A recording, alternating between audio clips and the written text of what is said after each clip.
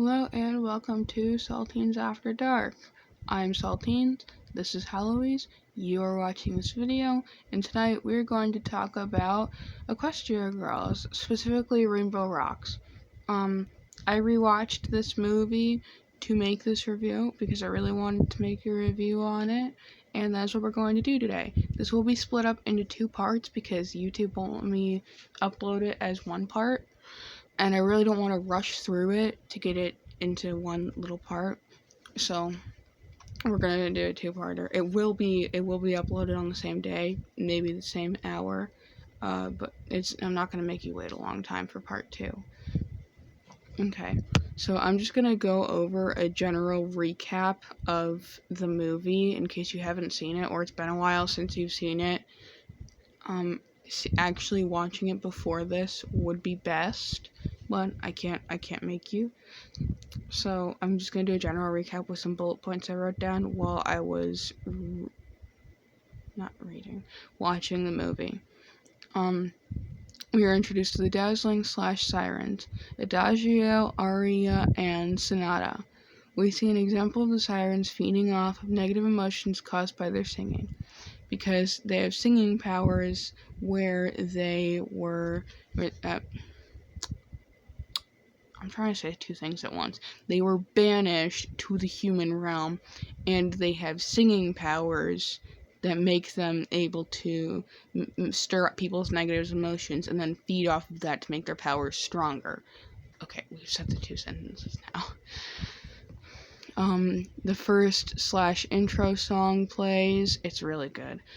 The soundtrack to this movie, it's really good. I love the songs in this movie. They're so good.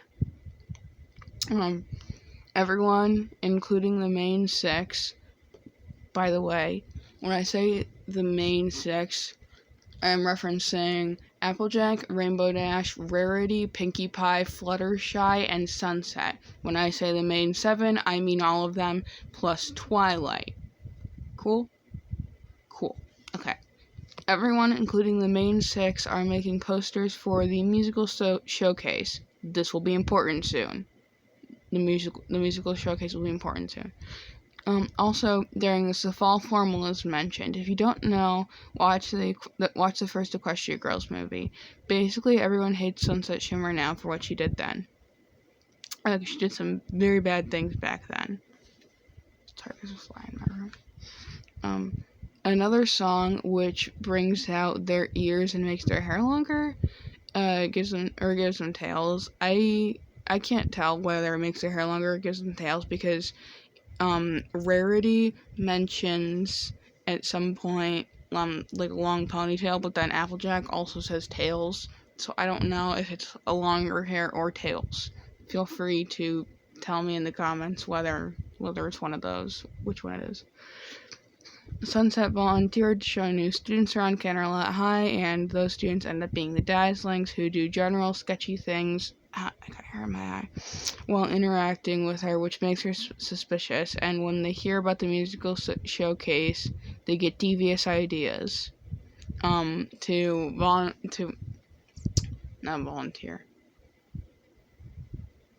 enter the musical showcase and kind of take it over with their singing powers and mind control people.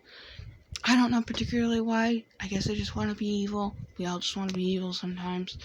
I guess.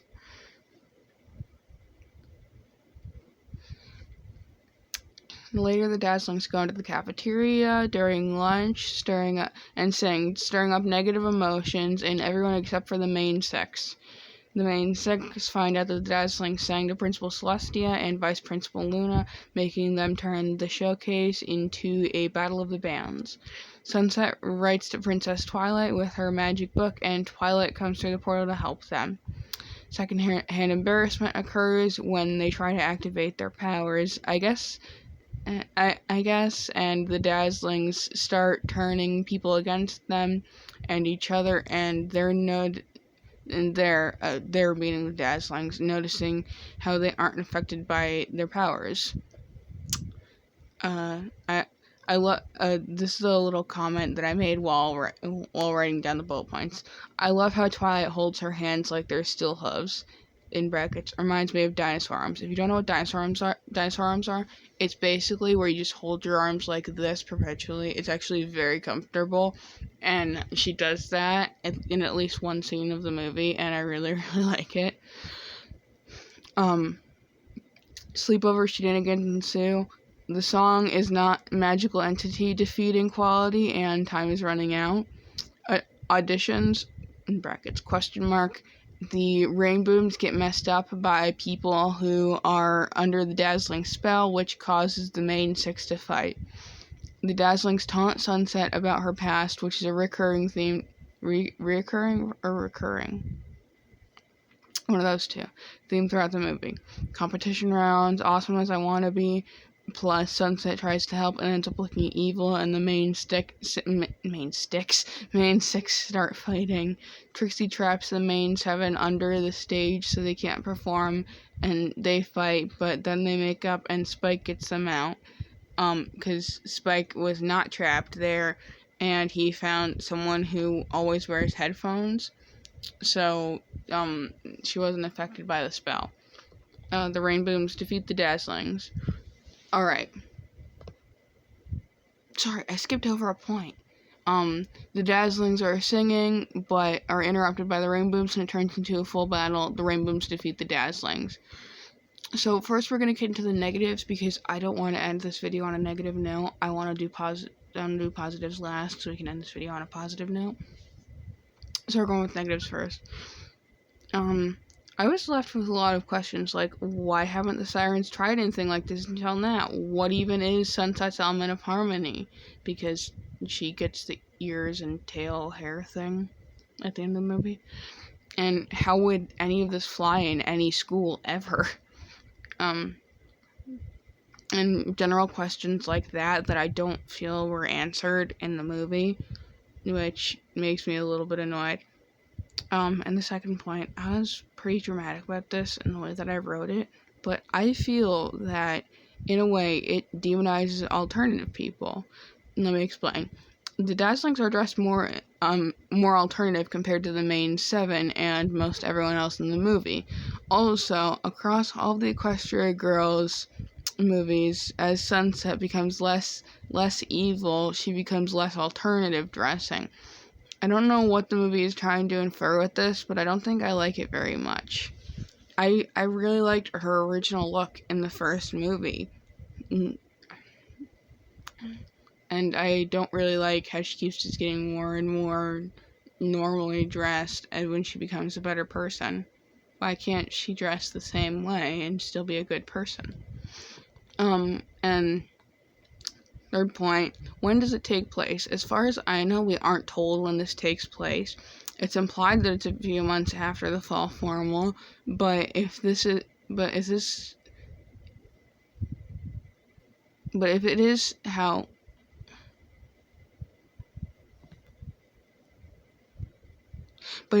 how is Sunset not used to everyone hating her if it has been like this for months?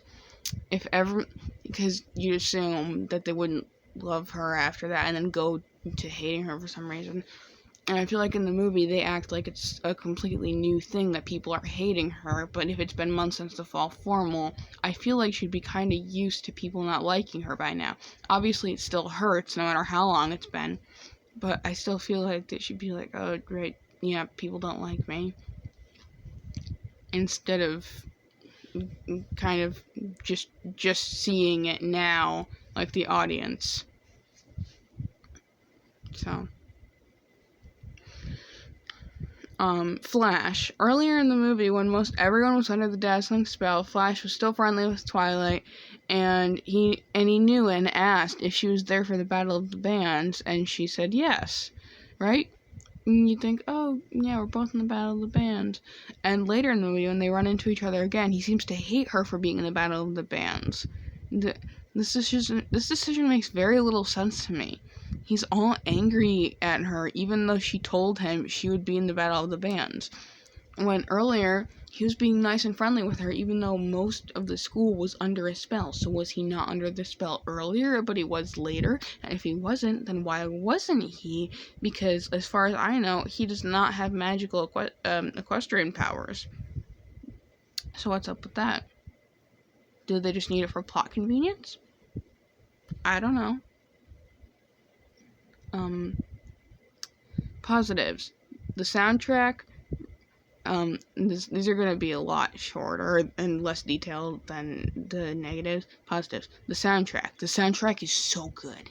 It is so good. I love it. The music is really, really good. It is my favorite part of the movie. I love it so much. Rainbow Dash. I just really like her in this movie. I just love the majority of her scenes. And just general good vibes. Might be nostalgia clouding my judgment, but I just really like the vibes of this movie. Maybe not as much as Legend of Everfree. That might trump it in vibes. But it's still a pretty good movie. I really, really like it. My conclusion. Overall, I love Equestria Girls, and this is competing for my favorite of the 4 movies with Legend of Everfree, so maybe I'll do a video on that one someday. Because, honestly, I can't really decide between the two. I love them both a lot. I'm surprised I didn't have to make this a 2-parter, because it was over 15 minutes, and for some reason YouTube wouldn't let me upload it over 15 minutes, but 11 minutes isn't bad. Me and Heloise hope that you have a good morning, afternoon, evening, night, dead of night, whatever. Bye.